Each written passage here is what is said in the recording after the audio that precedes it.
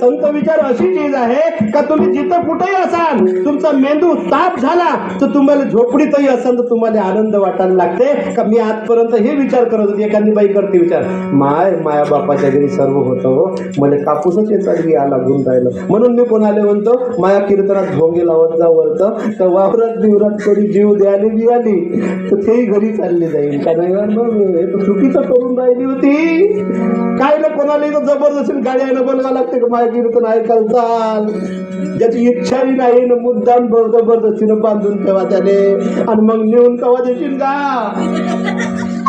त्याची चिंता, आनाची चिंता आणि नेऊन कवा देशील का. आमचं असं मत आहे का चांगले 50च भोंगे लावावं आणि कोणीच नसावं त्या कीर्तनामध्ये, सगळे कामाला भिडून असावं. मी तर म्हणतो गावाच्या गावात दुरुस्त होऊन जाईल.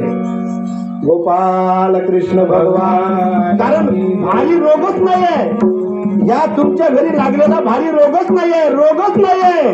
फक्त तुम्ही सुरळीत त्या रेल्वेच्या रुळावर बरोबर चालावं, रुळाच्या खाली नाही उतरावं, त्यासाठी म्हणून कीर्तन आहे. गोपाल कृष्ण भगवान. खूप मोठा रोग आहे का तुम्हाला, का तुमच्या घरच्या पाणी ओलायला येतो आम्ही,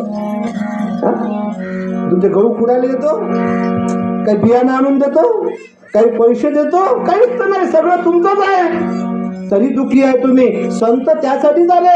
हे ज्ञानेश्वरी जरी घर घरी असली ना, वाचली ना, तर घर बदलू शकते. गोपाल कृष्ण भगवान.